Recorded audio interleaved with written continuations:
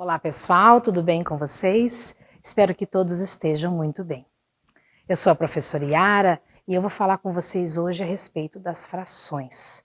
Especificamente, vou falar com vocês de 3 tipos de frações.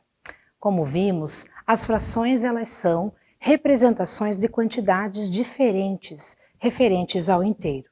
Podemos ter quantidades menores que o inteiro, exatamente como o inteiro, e maiores que o inteiro, podendo também ser múltiplas do inteiro.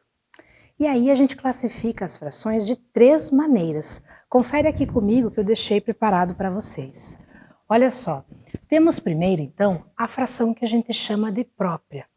Observe que nessa representação que eu fiz, que é uma representação muito comum das frações, entenda por favor que o desenho total representa o todo da quantidade que a gente imagina.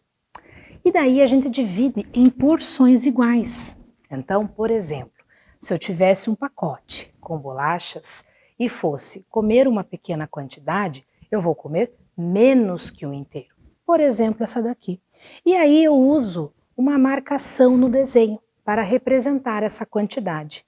Veja só, aqui eu fiz a pintura, a demarcação, de uma porção num total de 3. Então, identificamos isso como 1/3, 1/3. Essa quantidade representa uma quantidade menor que o inteiro. Chamamos essa fração de fração própria. Olha que bacana, você consegue de um jeito bem fácil identificar. Basta observar que o numerador é menor que o denominador. Vamos ver outras situações? Olha só, temos o segundo caso que nós chamamos de fração imprópria. Na fração imprópria, você vai observar que eu peguei uma quantidade maior que o inteiro. É como se uma porção não fosse suficiente, então eu preciso de mais uma. Mas ainda assim, o meu total são 3 quantidades. O total de porções que eu destaquei aqui com uma pinturinha são 4.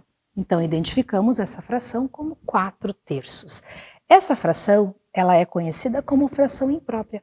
E aqui também a gente tem uma dica importante para você classificar ela. Basta observar que o numerador é maior do que o denominador.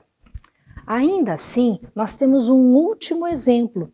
Este exemplo nós chamamos aqui de fração aparente. Olha só, na fração aparente eu tenho uma quantidade e eu destaquei todas as porções. A gente diz que isso aqui é igual ao inteiro. Nesse caso, inclusive, é um múltiplo do inteiro. Mas, na forma fracionária, como que a gente pode representar isso? Eu tenho um total de 6 pedacinhos que tinham sido inicialmente divididos em 3 partes, ok? Posso representar como 6/3 ou como 2 inteiros também. Por isso, chamamos essa fração de fração aparente.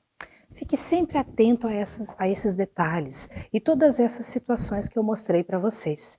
Vocês vão ver que sempre vocês vão acertar.